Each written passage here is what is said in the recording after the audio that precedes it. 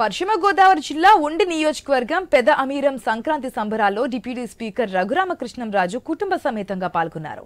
తొలుత మాజీ మంత్రి ఎమ్మెల్యే గంటా శ్రీనివాసరావుతో కలిసి బొమ్మల కొలువును సందర్శించి అనంతరం కోడిపుంజలను వదిలి సంప్రదాయ పోటీలను ప్రారంభించారు. ఆయన సంప్రదాయ వేడుకలు వైభవంగా జరుగుతున్నాయని, కేంద్ర సహకారంతో ఏపీ కూడా అభివృద్ధి చెందుతుందంటున్న రఘురామకృష్ణంరాజుతో మా ప్రతినిధి Bhargav face to face. Sankranti వేడుకలు ప్రారంభమయ్యాయి. సంక్రాంతి వేడుకల్లో డిప్యూటీ స్పీకర్ రఘురామకృష్ణరాజు అలాగే మాజీ మంత్రి గంటా శ్రీనివాసరావు కూడా పాల్గొన్నారు. ప్రస్తుతం బొమ్మల కొలువును కూడా వారు తిలకించి వెళ్తున్నారు.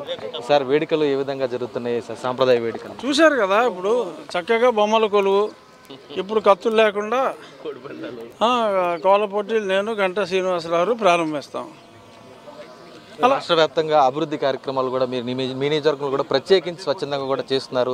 రాష్ట్రానికి కొత్త రోజులు ఈ సంక్రాంతిలో ఎలా ఉండబోతుంది?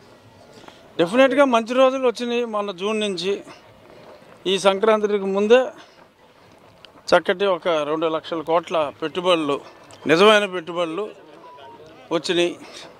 ఇంకా రాబోయే రోజుల్లో మరిన్ని పెట్టుబడులు వస్తాయి.